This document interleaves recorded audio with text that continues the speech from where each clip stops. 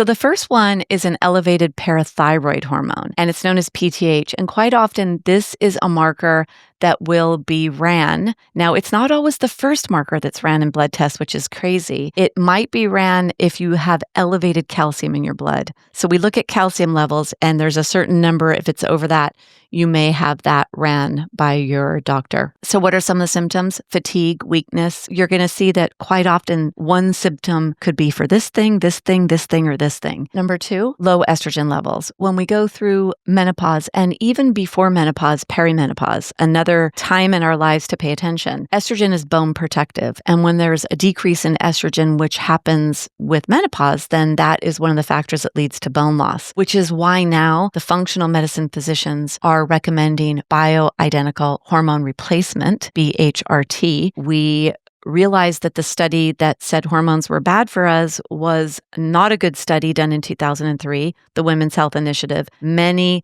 factors in that study were wrong, and we had this information for 20 years that wasn't correct. And so now the functional medicine physicians are recommending BHRT, and especially if you had early menopause. Cortisol is the main stress hormone in the body, or one of the main stress hormones. And this can happen from thoughts, from stress, from things in our mind. Also, if you're taking certain medications, it can affect. So prednisone that's taken for rheumatoid arthritis, some asthma medications can play a role here. When I tell you some of the factors and some of the causes behind it, my goal is to raise your awareness. If you are on medications and you need to be on medications, then there's nothing you could do about that, or have a conversation with your physician. The other factors that you can control those. Because if there's 100+ factors that contribute to bone loss, then the more that you're able to manage or eradicate from your life, then the more control you will have, the less bone loss you will have, which means better quality, less risk of fracture, more active lifestyle. You get to live the life of your dreams. So looking at steroids that are in inhalers, being under chronic stress or in a chronic stress state, thyroid hormone imbalance. This is an important one. So the thyroid is a master metabolizing hormone in our body. I work with a lot of women running functional labs over the years, and so many people are on thyroid medications. I myself was on thyroid medication twice for hypothyroidism, once after the birth of a child when my hormones were going crazy, and the next time in perimenopause. And I'm not on it anymore because I changed my lifestyle and I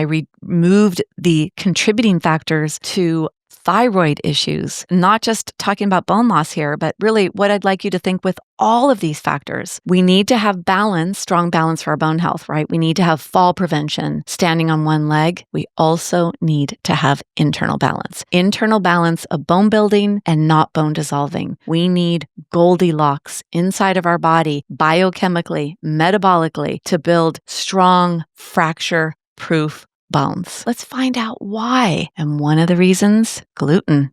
Gluten takes up a spot on the edge of your cell membrane so that the thyroid hormone can't get in and do its job. So if you are on thyroid meds, make sure you monitor that regularly so that you don't actually over-medicate, and consider shifting lifestyle so that you can balance your thyroid hormones internally in your body. Low testosterone is number 5, and this can happen also perimenopause and during menopause. Testosterone is the hormone of confidence. As we age, we start to notice certain aspects of ourselves not being as confident as we were before. One of the areas I think of this is driving near big trucks or going over bridges. It was explained to me one time that as my hormones diminish, so may my confidence. And again, here is where BHRT, bioidentical hormone replacement, may come into play. There might be medications you're on that are lowering your testosterone. There also may be some endocrine, or if you have too much stress with cortisol, after menopause, where we make our steroid sex hormones, estrogen and testosterone, is in our adrenal glands. And if your adrenal glands are so busy making cortisol, they're not making bone protective steroid sex hormones. So another area where stress is going to play a role. So here's some lifestyle factors. Number 6, sedentary behavior. And I'm going to say Yes, sitting on the sofa and binging on Netflix plays a role, watching more TV than usual. Once you become retired, you don't move around as much as you used to. Or the diagnosis of osteoporosis can be so disempowering that you get worried about falling, so you move less. And if you move less, you lose more. Now, smoking is one. This is number 7. Could it be that previous years of smoking could have an effect? And of course, making sure that you're not around secondary smoke. And who knows about all the e-cigarettes and all the other stuff that's out there now. Bringing something into your lungs that's not oxygen is not natural. 8. Excessive alcohol consumption. What I would like to raise your awareness to is why alcohol? I do not like the word biohacking. I hate that hacking, chopping. It just doesn't sound, it sounds so like harsh to me. Yet one of the physicians I interviewed on my podcast, he said, well, you probably biohack. And I said, really? How? He said, do you drink coffee? Do you drink wine? I said, yeah,